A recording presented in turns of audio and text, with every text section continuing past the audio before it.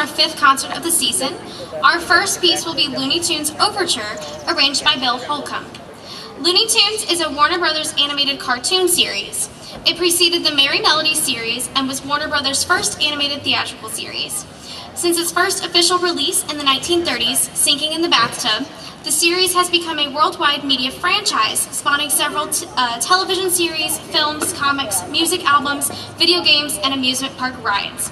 The series features some of the most well-known and popular cartoon characters in history, including Bugs Bunny, Daffy Duck, Tweety Bird, and Porky Pig. From 1942 until 1969, Looney Tunes was the most popular short cartoon series in theaters, exceeding Disney and other popular competitors. By 1937, the theme music for Looney Tunes was The Merry-Go-Round Broke Down by Cliff Friend and Dave Franklin. Please allow yourself to be transported back to your childhood Saturday mornings with this piece, Looney Tunes Overture.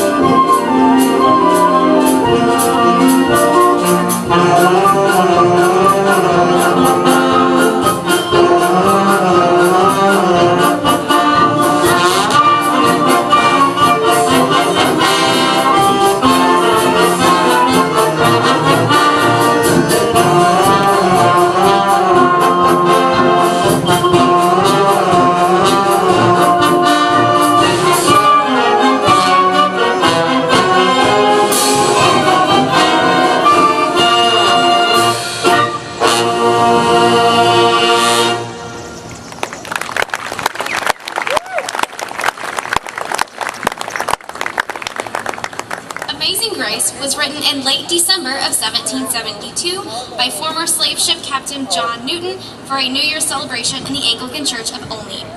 Newton had a gift for scripture memory until his mother died. It was based on 1 Chronicles 17, "Who am I that thou hast brought me here?"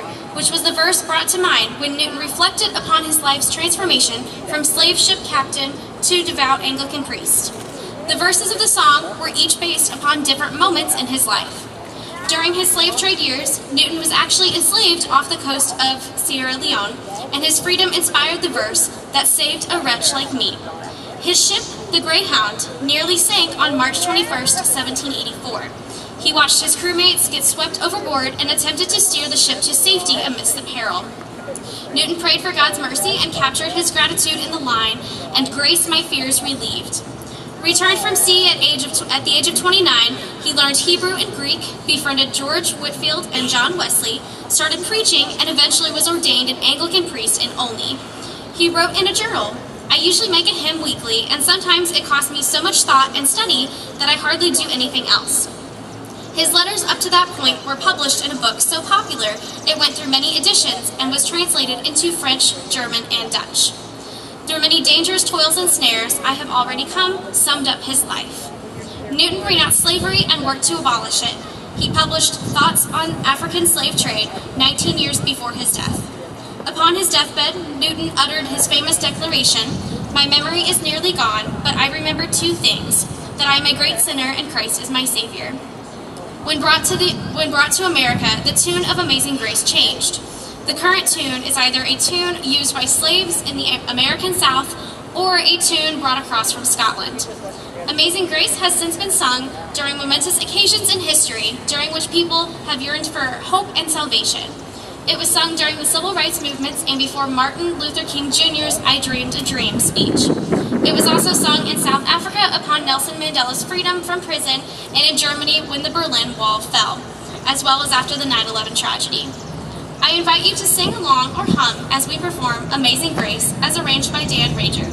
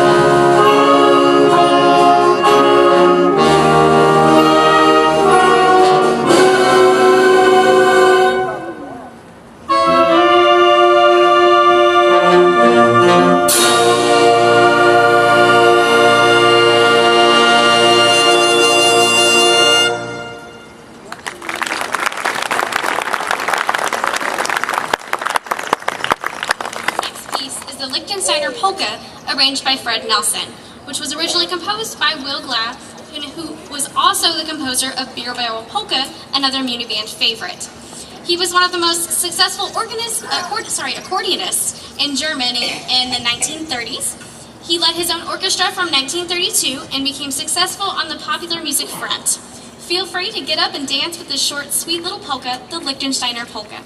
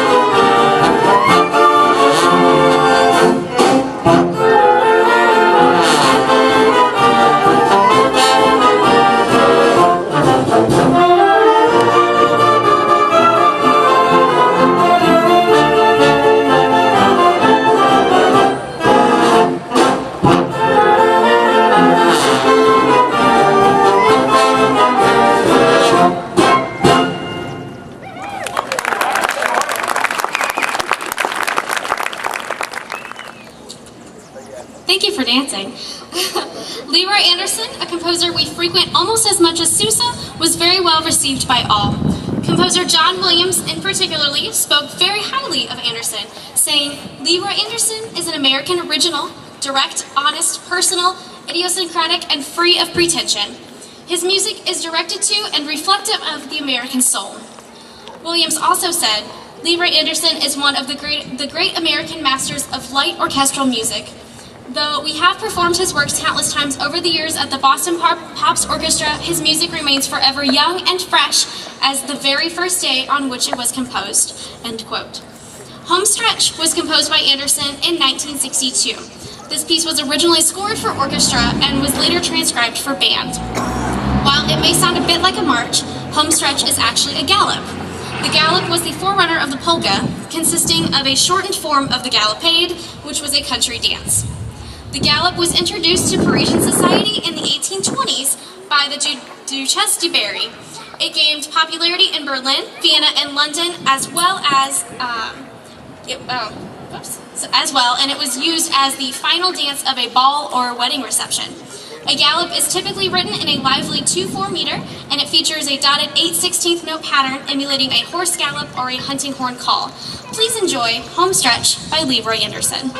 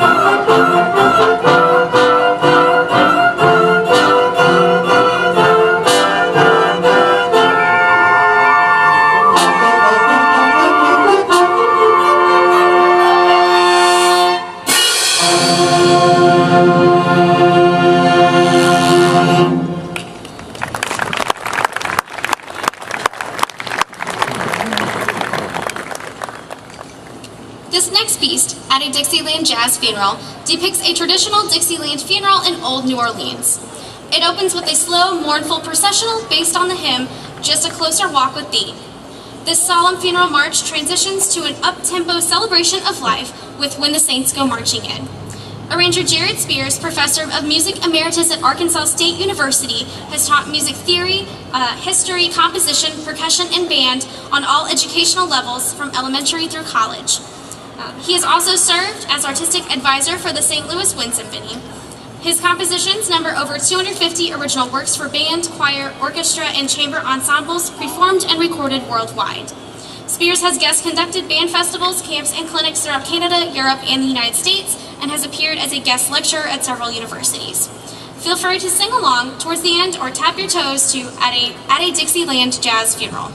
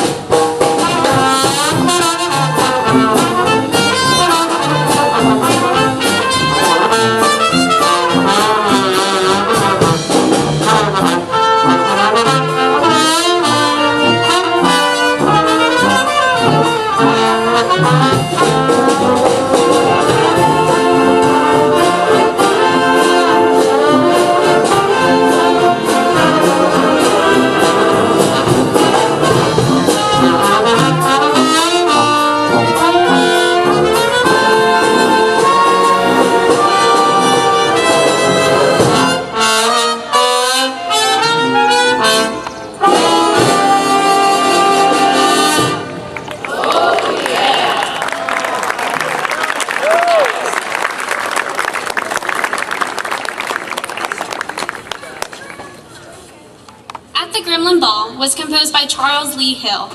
Hill was a music educator and composer for 49 years in the state of Texas.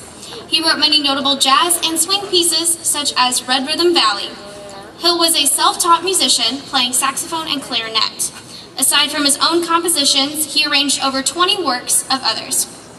at the Gremlin Ball was once performed by the Air Force Band for a combined audience of 20 million people in 40 countries on 5 continents, as well as a command performance at Buckingham Palace. Hill was the conductor of Houston's popular Good Times Brass Band from 1982 until 1992. He was also Director Emeritus of Houston Space City Concert Band. Please enjoy Hill's At the Gremlin Ball.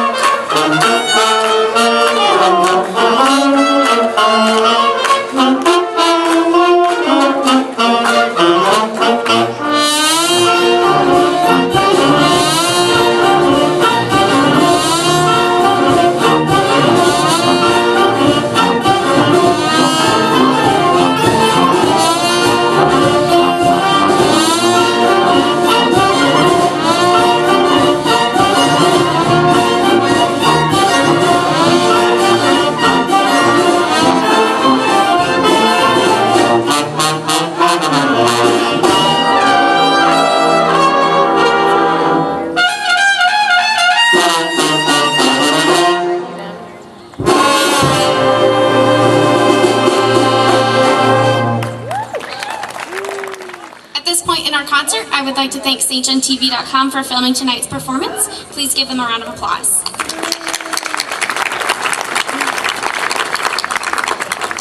I would also like everyone to take out their mental calendars and please mark that our 4th of July concert is next Tuesday at 7 p.m., not 8. It's at 7 p.m. at Yanks Field in Pierre Marquette Park, preceding the fireworks. So next Tuesday, 7 p.m., Yanks Field, Pierre Marquette, before fireworks. Mark that down. Our next selection is Country Gardens by Percy Aldridge Granger. Few melodies have become quite as popular as Percy Granger's arrangement of the traditional air, Country Gardens, which was originally for piano. The piece has been performed by many and even has been used for the Muppets. On the other hand, Granger quickly grew to loathe the tune. He said, "A typical English country garden is more likely to be a vegetable plot than used to grow flowers." he complained, so you can think of turnips as I play it. I hope turnips are not what you think of as you listen to this typical Granger piece, but maybe roses. Please enjoy Country Gardens.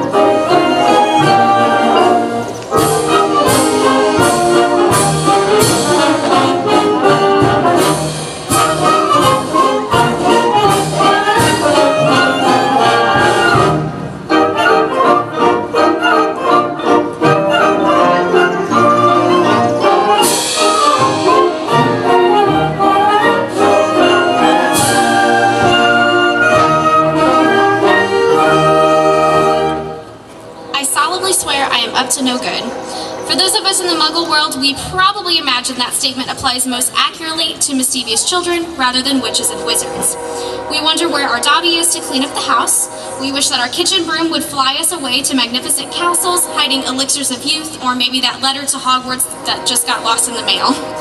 In 1990, J.K. Rowling was on a crowded train from Manchester to London when the idea for Harry Potter suddenly fell into her head. Rowling said, "I had been writing almost continuously since the age of 6, but I had never been so excited before about an idea. I simply sat and thought for 4 delayed train hours, and all the details bubbled up in my brain, and this scrawny, black-haired, bespectacled boy who did not know he was a wizard became more and more real to me." End quote.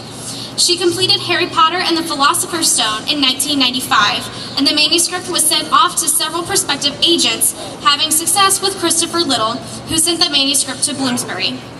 Harry Potter and the Philosopher's Stone was published by Bloomsbury, the publisher of all the Harry Potter books in the United Kingdom, ironically on June 30th, which is tomorrow, in 1997. So this is the 20th anniversary.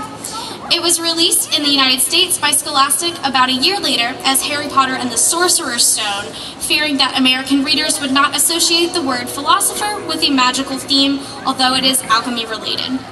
Rowling was also asked by her publishers to adopt a more gender-neutral pen name in order to appeal to the male youth, fearing that they would not be interested in reading a novel that they knew to be written by a woman. 20 years ago, of course. She elected to use her grandmother's name, Joanne Kathleen Rowling, abbreviated J.K. Rowling, because she herself had no middle name. Rowling received $105,000? Yeah, $105,000 for the American rights for the Sorcerer's Stone, which was an unprecedented amount for a children's book by the then unknown author. Her influence has obviously spread since in the Muggle world, and many American schools, such as Harvard University, have added Quidditch to their list of team sports. In 2005, the United States Quidditch Association was founded to regulate Quidditch in the United States, as it is a very popular sport among college students. According to the International Quidditch Association, the original rules and regulation of the popular collegiate sport known as Quidditch were formed by students at Middlebury College in Vermont. With all of these magical thoughts, please enjoy highlights from Harry Potter.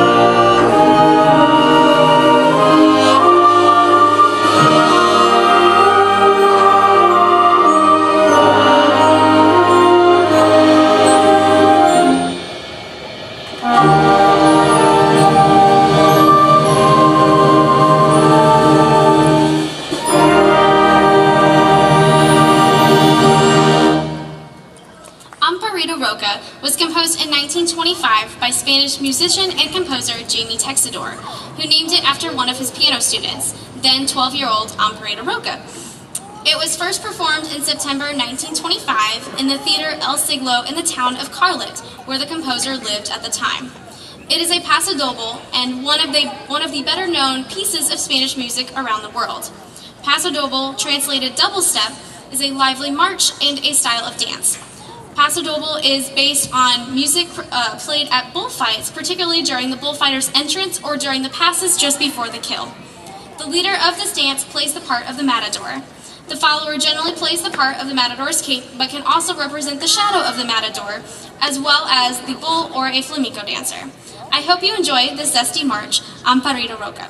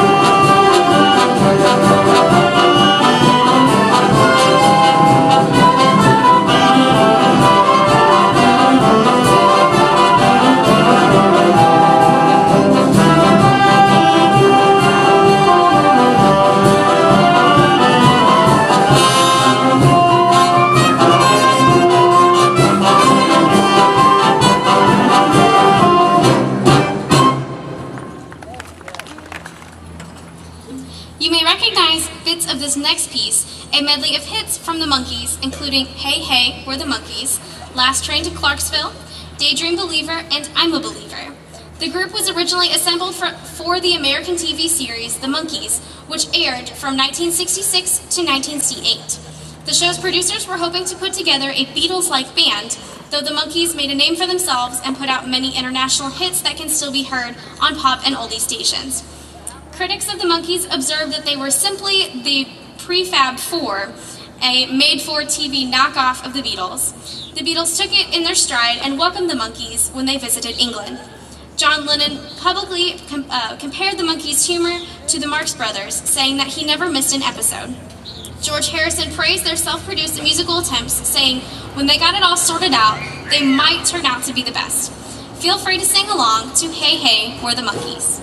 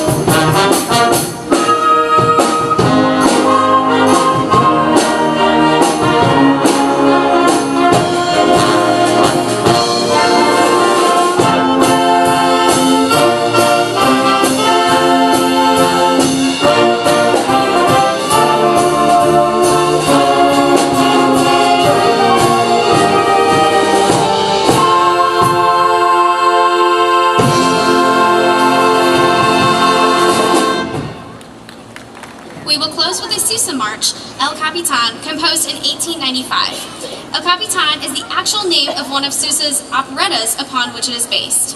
In the operetta, a 16th century, in the opera, it's in the 16th century, someone secretly kills the rebel leader El Capitan.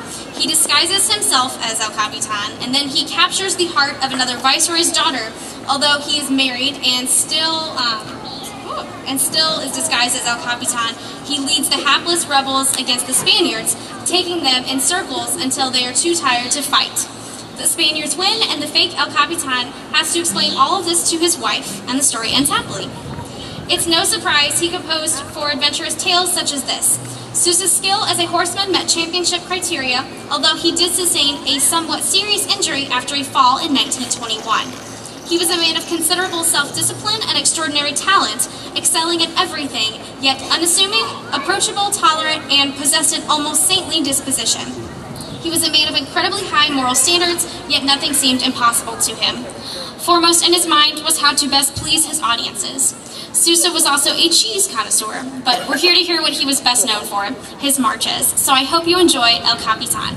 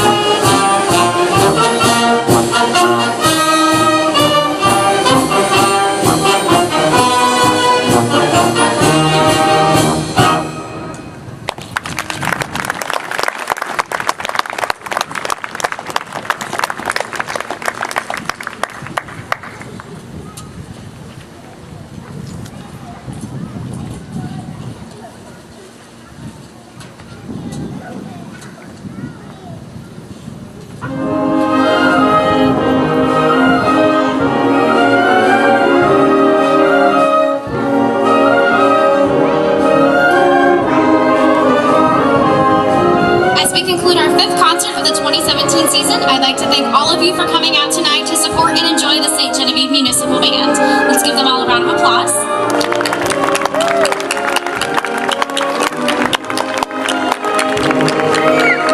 I would also like to thank the setup crew for all of their hard work. Let's also give them a round of applause. I encourage you all to like our Facebook page and be sure to come out next Tuesday for our 4th of July concert at 7 p.m. at Yanks Field. That's next Tuesday at 7 p.m. at Yanks Field. Thank you all. Have a wonderful night.